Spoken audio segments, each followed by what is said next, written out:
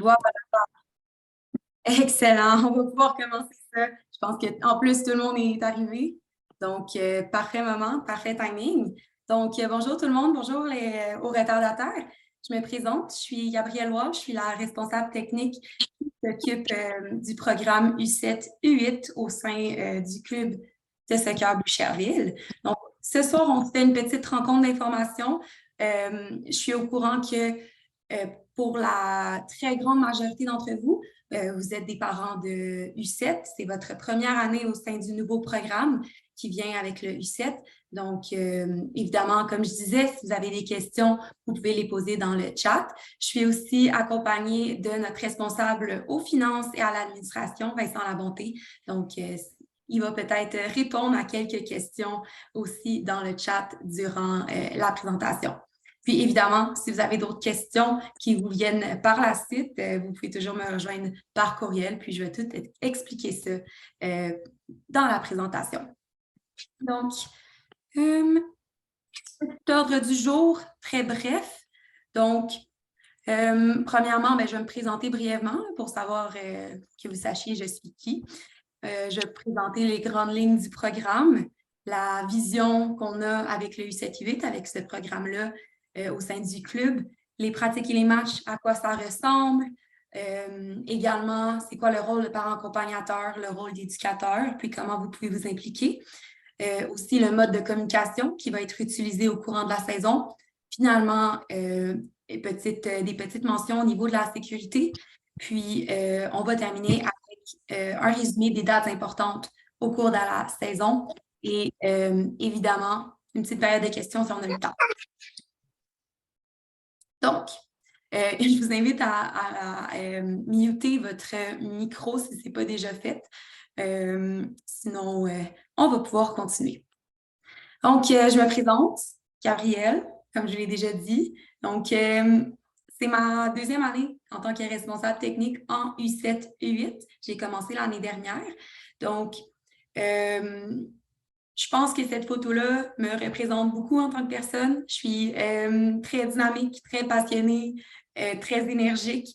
Vous allez sûrement vous en rendre compte dans les premières semaines, dans les prochaines semaines du programme. C'est ma deuxième année en tant que responsable technique, en tant que vraiment à la tête de la catégorie U7-U8. Je suis aussi éducatrice dans le monde du soccer. C'est vraiment pas ma première expérience dans le monde du soccer. Je suis joueuse, puis je suis également éducatrice dans plusieurs catégories depuis 2016 environ. Mes objectifs, en fait, mon objectif premier, pas nécessairement en tant que responsable technique, mais juste en tant qu'enseignante du sport, c'est vraiment d'instiguer chez vos enfants l'amour du soccer, mais pas juste l'amour du soccer, mais l'amour du sport en général, l'amour de l'activité physique, l'amour de s'activer puis de bouger. Et voilà, donc c'est vraiment mon objectif premier, je le garde toujours en tête dans tout ce que je fais. Évidemment, en tant que responsable technique dans le monde du soccer, je veux développer vos jeunes comme futurs joueurs, futurs athlètes dans le soccer, mais je veux aussi développer plusieurs autres habiletés comme leurs habiletés physiques, leur coordination, leurs habiletés sociales, dans leurs interactions avec leurs coéquipiers, leurs entraîneurs. Donc, c'est vraiment tout ça qui sont mes objectifs. Puis finalement, mon objectif aussi, c'est de former les jeunes, donc de vraiment leur apprendre le soccer. J'ai d'autres rôles à l'intérieur du club aussi. Il y en a peut-être d'autres personnes qui me connaissent en tant qu'adjointe au sein du camp de jour, donc j'ai une implication là-dedans aussi. Puis finalement, je suis la représentante féminine au sein de la région. Donc, je suis la représentante du club dans le comité féminin de la région. Donc, j'ai pris la place de Flavie, que plusieurs d'entre vous connaissent et qui nous a malheureusement quittés en début d'année. Quitté du club. Ah, Flavie, là. Non, malheureusement, mais sa passion nous habite encore. Inquiétez-vous pas. Donc, ce qui me vient à vous dire que mon adresse courriel est là pour me contacter. si vous avez des questions vraiment reliées au programme en tant que tel, puis à des questions reliées à qu'est-ce qui se passe dans les pratiques au niveau du pairage des jeunes ou quoi que ce soit, si vous voulez vous impliquer. Donc, je suis vraiment votre personne ressource là-dedans. Si vous avez des questions plus au niveau administratif, au niveau inscription, financier, quoi que ce soit, c'est plus avec info@commercial Soccer Boucherville que vous avez sûrement déjà contacté. Si on rentre finalement dans le vif du sujet, donc voici la structure du programme, donc la programmation de cet été. Le changement en U7, c'est qu'on passe de une pratique semaine, en fait, de une séance semaine à 2 séances par semaine en U7. Donc, on parle d'un match et d'une pratique, comme vous pouvez voir avec mon petit tableau ici. On a, pour le U7 féminin, les pratiques sont en fait rassemblées avec le U8 féminin. Donc, évidemment, les groupes sont séparés par catégorie d'âge, mais les pratiques sont faites, toutes les séances sont faites ensemble. Les lundis, on a la pratique de 18h30 à 19h45 et les mercredis, on a les matchs de 18h30 à 19h30. Donc, comme vous pouvez voir, les pratiques durent 1h15 et les matchs durent 1h.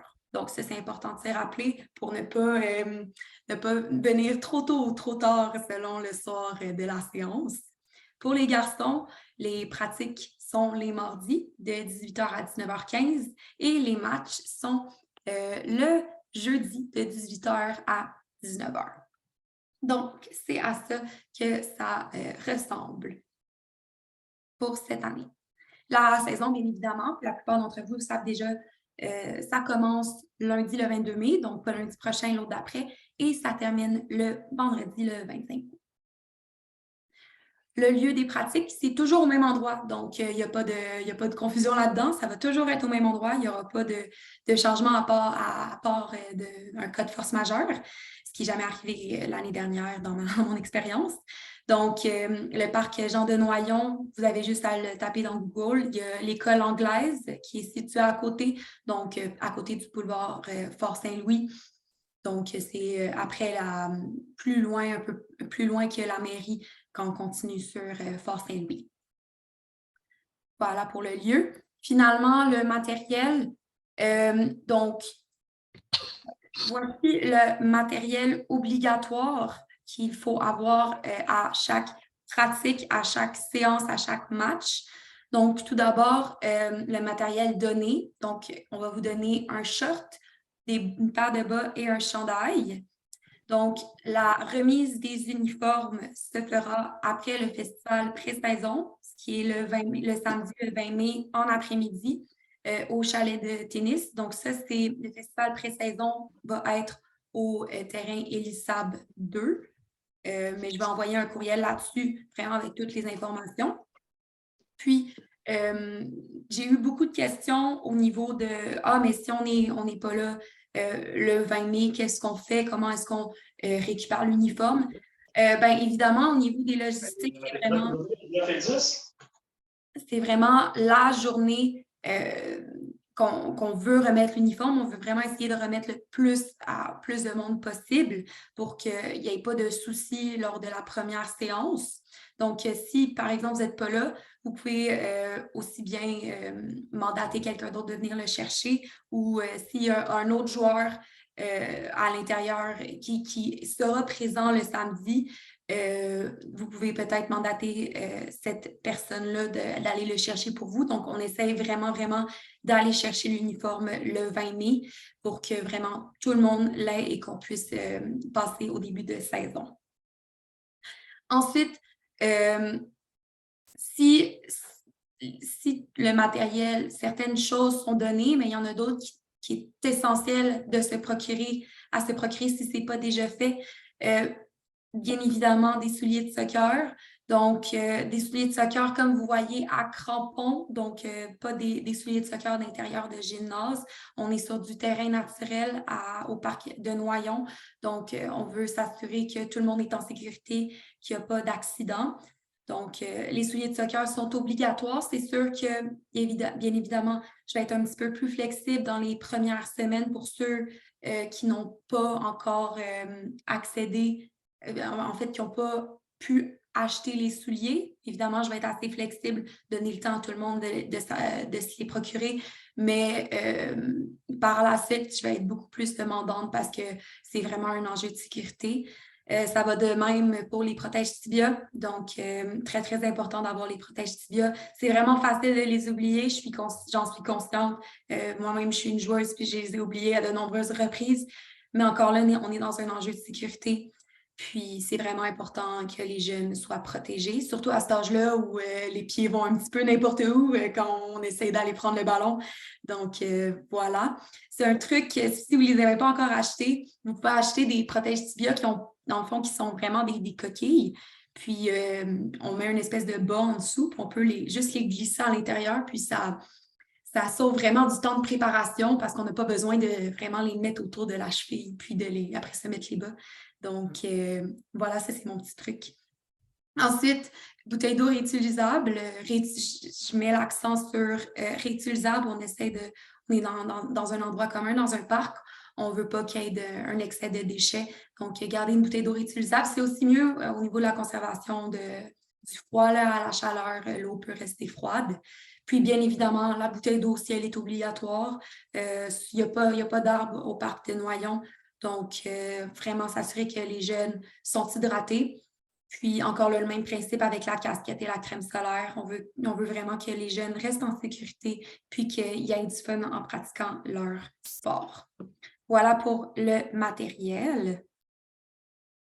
La vision du club. Donc, ça, c'est vraiment ce que je cherche à implanter au sein du programme, donc mes principes en tant que responsable technique. Donc, tout d'abord, comme je l'ai mentionné brièvement, le U7-U8, c'est une période assez intéressante pour moi. Pour un joueur de soccer, c'est vraiment une période de transition entre la découverte du soccer en U4-U6 et la compétition de U9 jusqu'au senior si votre jeune souhaite continuer dans le sport. Donc, on garde encore les principes du micro-soccer, du 4-6, donc les jeux avec les ballons, avoir du fun, enseigner les bases du soccer sous la forme de jeux amusants. Mais on va quand même, petit à petit, au courant de la saison, ça va être graduel, on va introduire des exercices plus techniques, plus tactiques pour les préparer en U9. C'est sûr que là, sont U7, donc il y a un petit peu plus de flexibilité, mais quand même, on essaye d'introduire des exercices un petit peu plus complexes pour justement deviennent de plus en plus, pas nécessairement matures, mais commencent à pouvoir en prendre un peu plus nos petits jeunes. Finalement, évidemment, on change aussi au niveau des matchs. Maintenant, on a des séances complètes qui sont dédiées aux matchs. On va faire des matchs 5 contre 5 exclusivement en U7. Vous pouvez vous demander pourquoi est-ce qu'on ne fait pas des matchs 7 contre 7 sur des gros terrains. La réponse est assez claire, c'est que moins il y a de joueurs, plus le joueur individuellement va toucher au ballon. Donc, voilà, c'est vraiment la raison pourquoi on introduit le 5 contre 5. Avant d'introduire le 7 contre 7, on est encore là dans cette idée de transition. Ensuite, développement social de l'enfant avec ses coéquipiers, avec l'éducateur. On veut que socialement, il soit assez stimulé aussi. Donc, c'est une des grandes joies du soccer, c'est qu'on joue avec ses amis. Puis aussi de commencer à développer une belle relation de confiance avec son éducateur et son parent accompagnateur. Et finalement, quelque chose qui me tient beaucoup en cœur, c'est l'équité de traitement des jeunes. Donc, il y a plusieurs raisons pourquoi les enfants sont attirés par le soccer. Il y en a que c'est parce qu'ils aiment le sport, ils veulent devenir des grands athlètes. Ils savent que ça leur tente de faire du soccer plus tard. Ils mangent du ballon chaque dîner, chaque soir. Mais il y en a d'autres jeunes qui veulent juste être là pour jouer avec leurs amis, puis pour bouger un petit peu, puis s'échanger les idées. Puis, c'est correct. Je comprends ça, je comprends cette réalité-là. Je suis pas là pour former des Lionel Messi, des Cristiano Ronaldo non plus. Donc, ce que je fais en réponse à ça, c'est qu'il n'y a pas vraiment de distinction dans l'entraînement qu'ils vont recevoir. Donc, les séances sont les mêmes selon leur niveau. C'est sûr, si leur niveau est plus élevé, ils vont peut-être être dans un groupe, dans les entraînements un petit peu plus élevés. Mais encore là, ils apprennent tous la même chose. Donc, il n'y a vraiment pas de distinction de ce côté-là. Voilà pour ce qui est de la vision que j'essaie d'instaurer. Pour ce qui est maintenant des pratiques, donc ça, pour les filles, c'est les lundis et pour les garçons, c'est les mardis. Donc, les pratiques, c'est un petit peu différent du U4, U6. Donc, c'est un peu le même principe, c'est-à-dire que c'est plusieurs ateliers qui sont faits un après l'autre. Mais la structure sur le terrain est un peu différente. Donc, la façon que je fonctionne, c'est que j'ai plusieurs terrains à 7 sur de noyons, puis je sépare chaque terrain à 7 à 4 en 4 ateliers. Donc, un terrain égale un plateau, puis on a 4 ateliers sur chaque plateau. Puis, il y a un groupe de jeunes, un groupe de 8 enfants par atelier sur le plateau. Donc, 8 fois 4. Donc, ça fait 36 jeunes en même temps sur un terrain. Donc, comment ça fonctionne? C'est qu'il va y avoir un éducateur par groupe de 8 enfants. Ils vont faire un exercice durant 13 minutes. Ensuite, je vais siffler et ils vont changer d'exercice. Donc, ça ressemble un peu à ça. Donc, il y a un échauffement au début, dans les 10 premières minutes. Ensuite, ils commencent avec chacun de leurs exercices. Habituellement, ce que je fais, en fait, j'inclus toujours un petit parcours psychomoteur, c'est-à-dire pour travailler leur coordination avec des échelles, des cônes, des cerceaux, quoi que ce soit. J'ai 2 exercices qui peuvent être un petit peu plus techniques, des jeux avec ballon, donc vraiment des jeux de soccer. Puis, j'ai toujours un exercice qui est le match. Donc, ce que ça veut dire, c'est que votre enfant va toujours rester sur le même terrain à 7. Il n'y aura pas de changement de terrain au courant de la pratique, mais il va juste changer de place sur le terrain. Donc, c'est vraiment pas un mouvement très dramatique. Puis, après la séance, il y a un petit ramassage du matériel commun. On veut les responsabiliser un petit peu. Puis ensuite, un grand retour ensemble, en groupe, avec moi, sur les notions qu'on a apprises au courant de la pratique. Donc, comment ça se déroule une pratique? Donc, premièrement, ça c'est, vous avez sûrement déjà vu, ça c'est un petit schéma du parc de Noyon. Donc, on a l'école ici, on a rue du Père-le-Jeune. Ce que je fais pour commencer, pour accueillir les jeunes, c'est que je prends leur présence. Donc, je vais prendre leur présence. Ils vont à la petite table qui est en rouge ici. Et je prends leur présence, je leur assigne un numéro de groupe, qui est leur numéro pour l'entièreté de la séance. Puis, il va y avoir une zone d'attente avec des petits cônes. Chaque cône équivaut à un numéro de groupe. Ils vont à leur cône de numéro de groupe. Puis, ils attendent d'être pris en charge par leur éducateur avec les autres jeunes. Donc, vraiment là, ça veut dire qu'en tant que parent, vous accompagnez votre jeune à la table de présence, vous prenez sa présence avec lui, il y a quelqu'un qui va vous accueillir, et après ça, vous pouvez le laisser partir, aller vous installer pour regarder le spectacle. Ce qui m'amène à vous parler des matchs.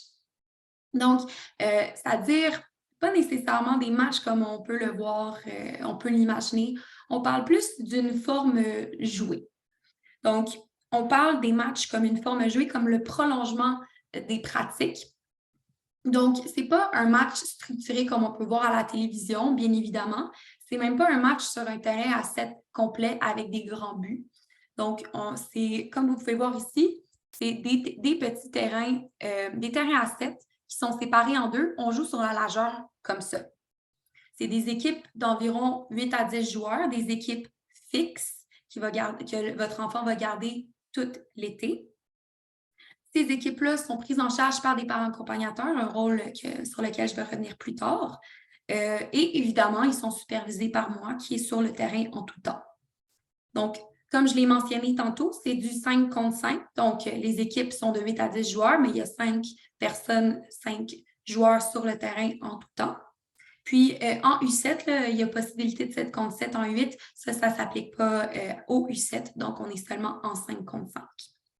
C'est 1 heure de jeu libre.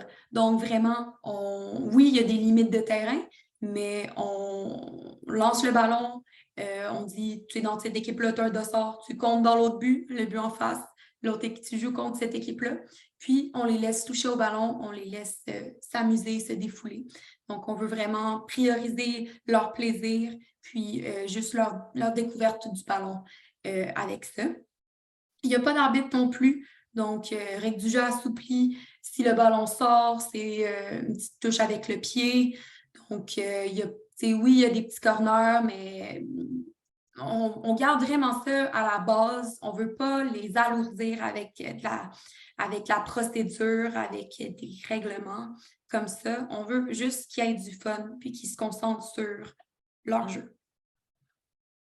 Puis, pour le déroulement des matchs, ça ressemble un peu à ce que je vous ai expliqué avec les pratiques. Donc, encore là, il y a une prise de présence, mais là, votre jeune sait son équipe. Dans les semaines suivantes, dans les semaines, au cours des semaines, il va se rappeler de son nom d'équipe. Mais dans le fond, votre jeune va prendre sa présence, puis son équipe va se faire assigner un numéro de terrain, comme vous pouvez voir ici sur mon petit schéma. Donc, il va jouer contre la même équipe durant l'heure. Puis ensuite, quand il va arriver à son terrain avant le début, il va pouvoir s'échauffer, parler avec ses amis. On va faire un petit échauffement avec le parent accompagnateur. Puis après ça, on part le match durant 1 heure. Et après ça, il rentre chez lui bien content à la maison.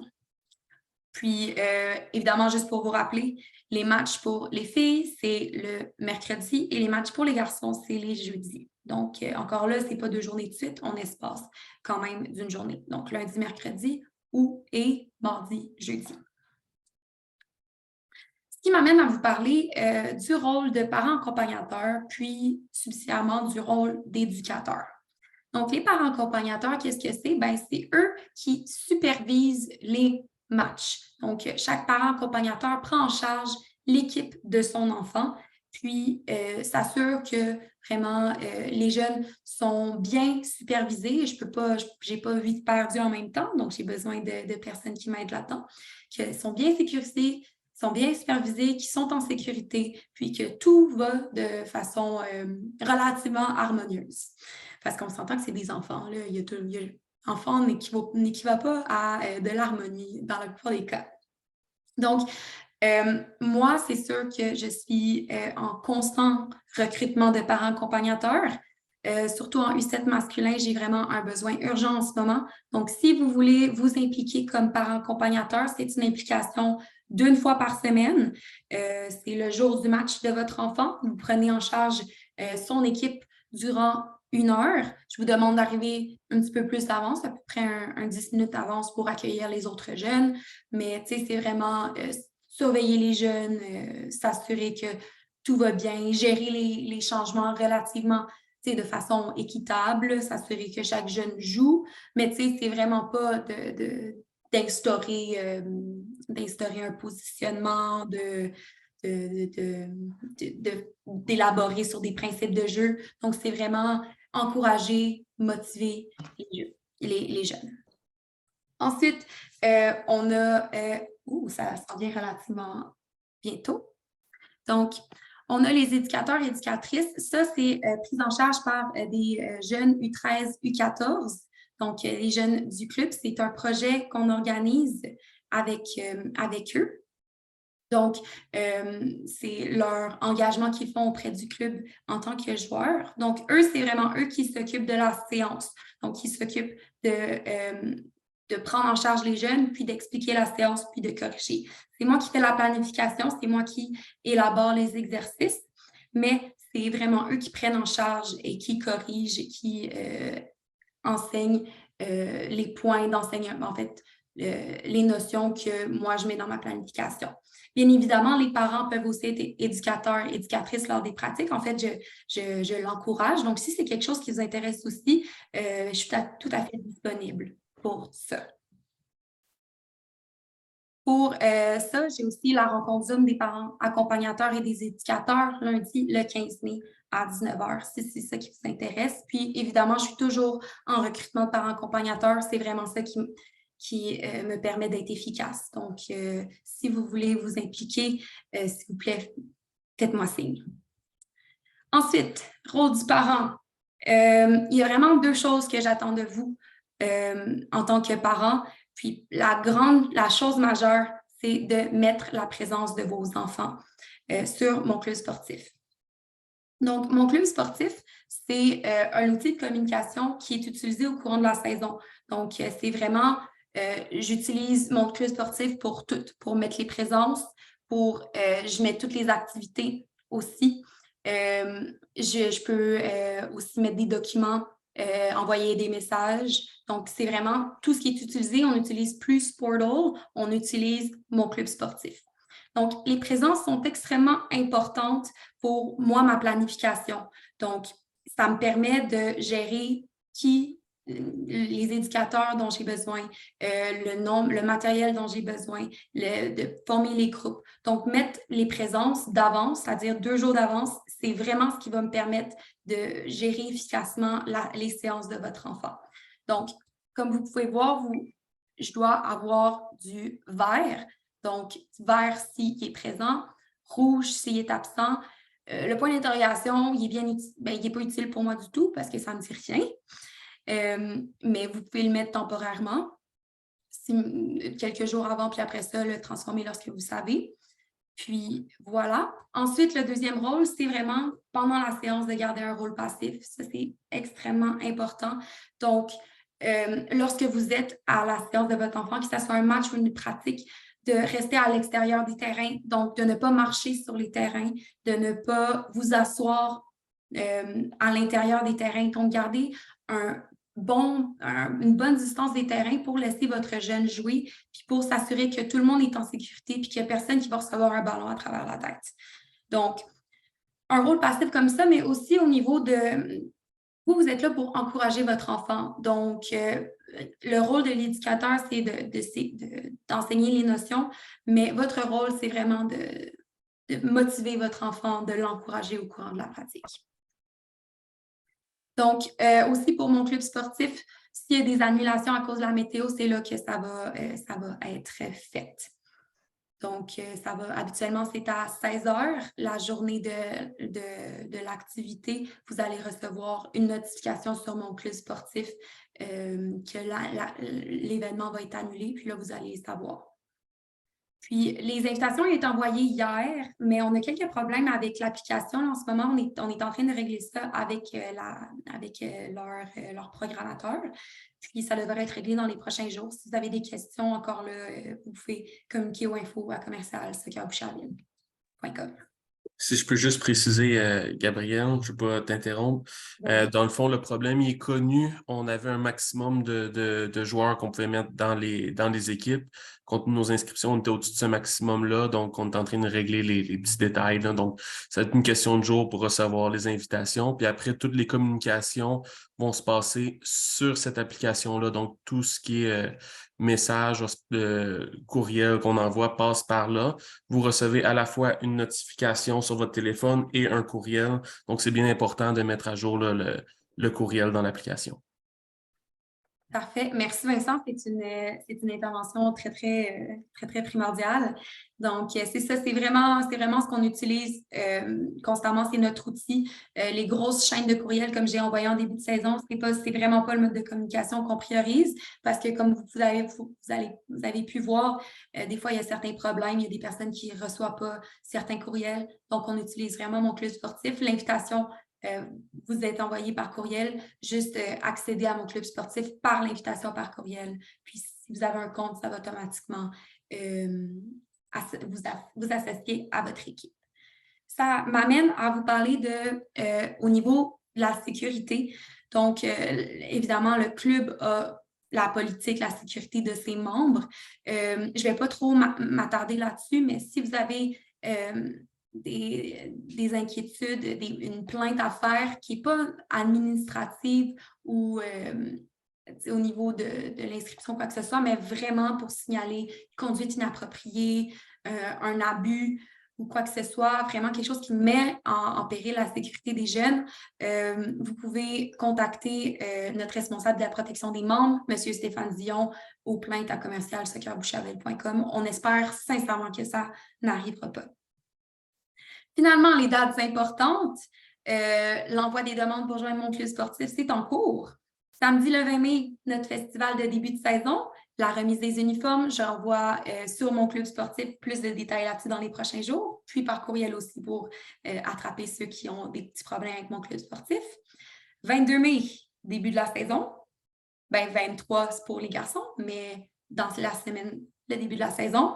Ensuite, pour les semaines, les vacances de la construction, 23 au 27 juillet, c'est congé. Encore là, je vais vous rappeler, bien évidemment. Du 30 au 4 août, on a activité dans la deuxième semaine des vacances de la construction, des activités spéciales selon le nombre de personnes présentes. Mais encore là, on va s'en reparler. Puis ensuite, mercredi, le 23 août, fin de la saison. Donc, ça. J'aurais pu être là avec vous autres. Écoutez ça. OK, on va continuer. Mercredi, le 23 août, fin de la saison de l'été 2023. Donc, je vais encore là vous rappeler, mais la dernière semaine, puisqu'on a la sur Boom, que vous connaissez sûrement tous, le 26-27 août, il n'y a pas de match la dernière semaine de la saison, mais encore là, on va s'en reparler, bien évidemment. Finalement, pour avoir toutes, si vous n'en avez pas assez de mon club sportif, vous pouvez également vous abonner à la page Facebook du club et à la page Instagram de CS Boucherville qui sont juste ici. Puis ça va vous permettre d'être vraiment à jour sur toutes les notifications, toutes les informations nécessaires, que ce soit au niveau de la météo, au niveau des événements, etc. Donc, ça fait le tour je ne crois pas qu'on ait vraiment le temps pour des questions. Avec le petit problème technique du début, ça nous a un peu retardé. Évidemment, on a sauvé toutes vos questions dans le chat.